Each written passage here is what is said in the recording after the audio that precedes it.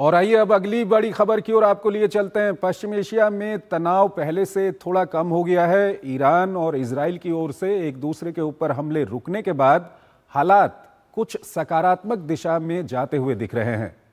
अमेरिकी राष्ट्रपति ट्रंप और ईरान की ओर से आ रहे बयानों से संकेत मिल रहे हैं कि दोनों पक्षों में जल्द कोई समझौता हो सकता है। इस सब के बीच दक्षिणी लेबनान में स्थिति गंभीर बनी हुई है। आइए आपको ताज़ा घटनाक्रम से जुड़ी एक रिपोर्ट दिखाते हैं और फिर इस पर अपने विशेषज्ञ मेहमान से चर्चा करेंगे। इजरायली प्रधानमंत्री बेंयामिन नेतन्याहू हिजबुल्लाह पर तेवर नरम नहीं कर रहे हैं। इजरायली हमलों का खामियाजा लेबनान की आवाम को भी भुगतना पड़ रहा है। लेबनानी आवाम की आड़ में ईरान अपने समर्थक समूह हिजबुल्लाह को बचाने के लिए राष्ट्रपति ट्रंप के सामने सीज फायर का पालन करने का दबाव बना रहा था। पहले बातचीत से निकल जाने की धमकी दी, लेकिन ये नेतन्याहू के इरादों को डिगा नहीं पाई। फिर रविवार को इजराइल पर मिसाइलों की बौछार कर दी। इजराइल का जवाब भी बेहद आक्रामक था, जिसके बाद पूरा पश्चिम एशिया फिर से बारूद के ढेर पर खड़ा हो गया। किसी समझौते के करीब पहुंचने का दावा पल भर में बिखरता दिखाई दिया। राष्ट्रपति डोनाल्ड ट्रंप ने मोर्चा संभाला। दोनों पक्षों को समझाने बुझाने की कोशिश शुरू हुई। तुरंत हमला रोकने की अपील की गई। ट्रंप के आग्रह को कवर बनाकर हालात को हाथ से निकलने से बचाने के लिए ईरान ने सोमवार को इजराइल पर हमले रोकने का ऐलान कर दिया, लेकिन एक चेतावनी के साथ, अगर इजराइल का लेबनान पर फिर हमला हुआ तो जवाब और जोरदार होगा। नेतन्याहू समझौते की कोशिश में अब भी अड़चन बने हुए थे। ट्रंप ने उन्हें फोन घुमाया और ईरान के खिलाफ बड़े सैन्य अभियान से बचने की सलाह दी। ट्रंप ने कहा कि अगर इजराइल संघर्ष को और बढ़ाता है तो अंतर्राष्ट्रीय स्तर पर अलग थलग पड़ सकता है। ट्रंप ने दावा किया है कि इजराइल और ईरान कम से कम एक हफ्ते तक एक दूसरे के खिलाफ कोई सैन्य कार्रवाई नहीं करेंगे। हालांकि ईरानी चेतावनी की परवाह किए बिना इजराइल दक्षिणी लेबनान में हमलों का सिलसिला जारी रखे हुए है। ताजा हमलों में कई लोगों के मारे जाने की खबर है। इसके साथ ही इजरायली सेना ने दक्षिणी लेबनान के शहर तायर और सूर को खाली करने का आदेश दिया। इजराइल ने साफ कर दिया है कि लेबनान में हिजबुल्लाह के खिलाफ उसकी जंग जारी रहेगी। वहीं राष्ट्रपति ट्रंप ने एक बार फिर दोहराया कि अमेरिका और ईरान समझौते के करीब हैं। हालांकि ये पहली बार नहीं था जब उन्होंने ये दावा किया है। ट्रंप ने कहा कि ईरान पर लगाई गई आर्थिक और समुद्री नाकाबंदी सैन्य हमलों से ज्यादा असरदार साबित हुई है। यही वजह है कि तेहरान समझौते के लिए तैयार हो रहा है। ट्रंप ने दावा किया अमेरिका अगले 2 हफ्तों में ईरान पर पूरी जीत का ऐलान कर देगा। कुछ ऐसे ही संकेत ईरान की तरफ से मिल रहे हैं। संयुक्त राष्ट्र में ईरान के राजदूत अमीर सईद इरावानी ने कहा है कि दोनों देशों के बीच बातचीत जारी है और समाधान तक पहुंचने की कोशिश कर रहे हैं। अमेरिका और ईरान के बीच जारी बातचीत जून के अंत तक किसी नतीजे पर पहुंच सकती है। उधर हॉर्मुज स्ट्रेट के पास अमेरिका का एक अपाचे हेलीकॉप्टर सोमवार को क्रैश हो गया। इसकी पुष्टि खुद राष्ट्रपति डोनाल्ड ट्रंप ने भी की है। फिलहाल ये साफ नहीं है कि हेलीकॉप्टर तकनीकी खराबी के कारण गिरा या किसी हमले का शिकार हुआ। हालांकि ईरान का दावा है कि हेलीकॉप्टर उसके हमले का शिकार हुआ है।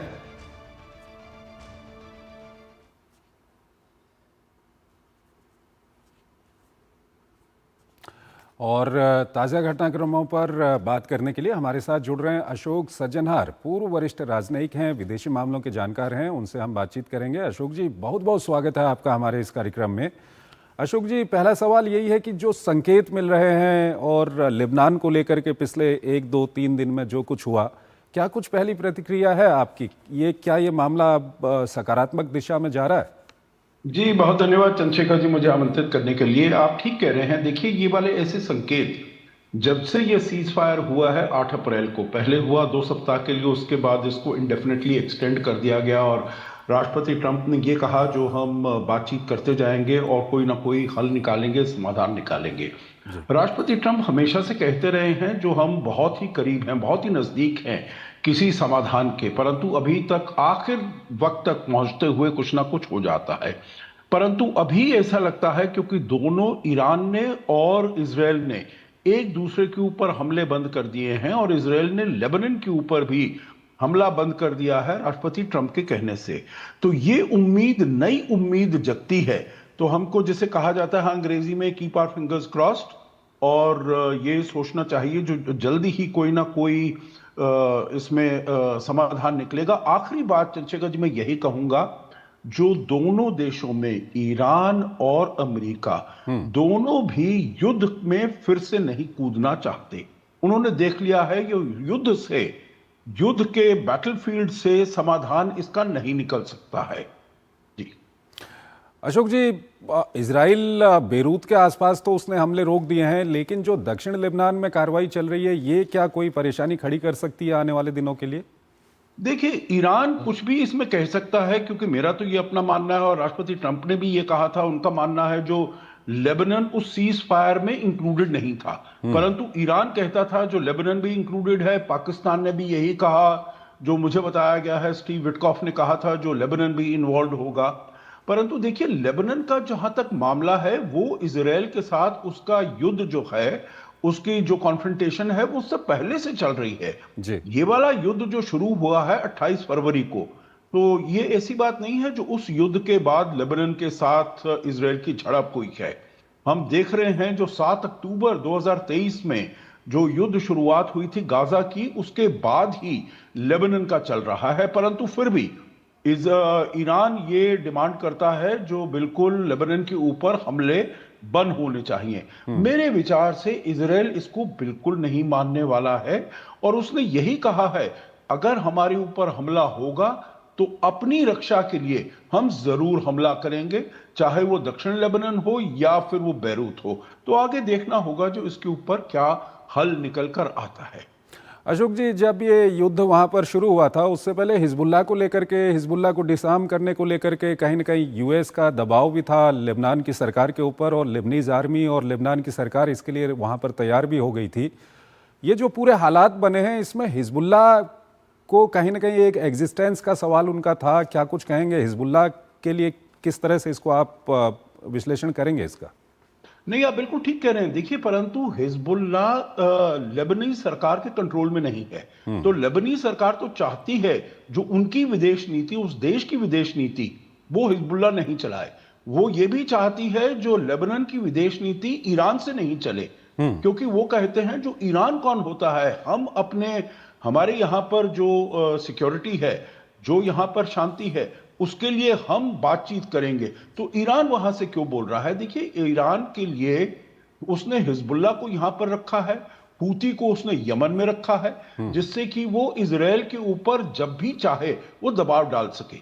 परंतु इजराइल तो ये चाहता है जो मैं यहां पर अपने क्षेत्र में शांति से रहूं, तो मेरे विरुद्ध ऐसे जो कोई आतंकी गुट है जिनको लगाया है, वो मेरे आसपास नहीं हुआ। अगर वो मेरे ऊपर हमला करेंगे, नॉर्थ इजराइल पर वो हमला करते हैं, तो हम भी जरूर उसका पूरा जवाब देंगे। ऐसा तो हो नहीं सकता है जो वहां से हिजबुल्लाह हमले करता रहे, साउथ लेबनान से या बेरूत से भी, और इजराइल हाथ पर हाथ रखकर वहां पर वो चुपचाप बैठा रहे।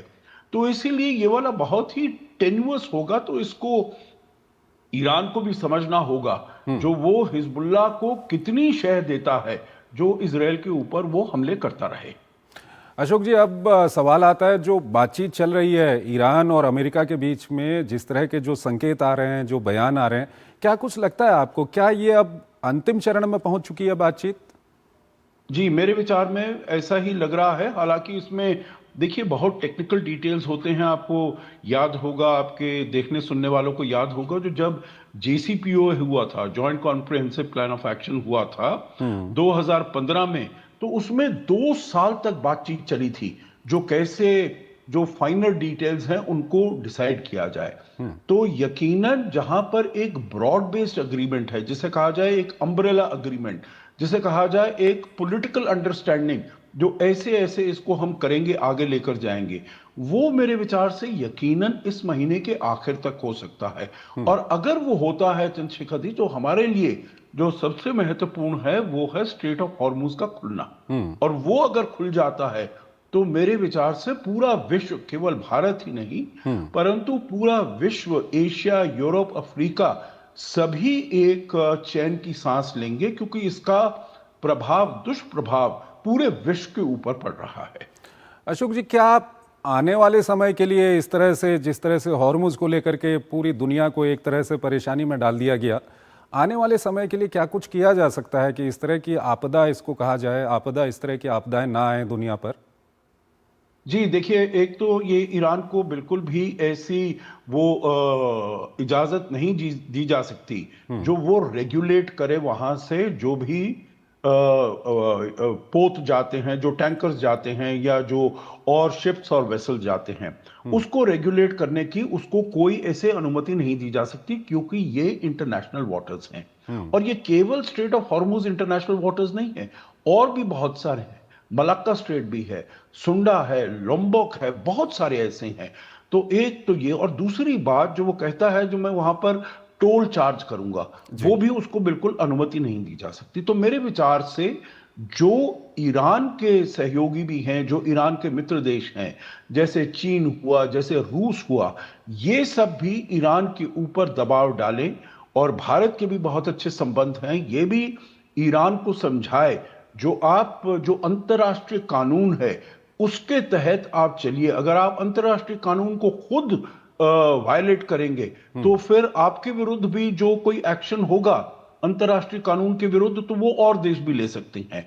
तो इसीलिए मेरे विचार से सभी पूरे विश्व को ये मिलकर यूनाइटेड नेशंस के अंडर एक ऐसा अग्रीमेंट करना पड़ेगा जो स्ट्रेट ऑफ हॉर्मुज फ्री है सभी टैंकर्स के मूवमेंट के लिए, सभी ट्रेड के मूवमेंट के लिए, सभी फ्रीडम नेविगेशन के लिए पूरी तरीके से वो आजाद है, और उसके ऊपर कोई बंदिश या अंकुश नहीं लगा हुआ है। ठीक है, अशोक जी हमारे साथ बने रहिएगा। एक और महत्वपूर्ण विषय है, उस पर अभी हम बातचीत करेंगे, लेकिन यहाँ पर हमको एक छोटा सा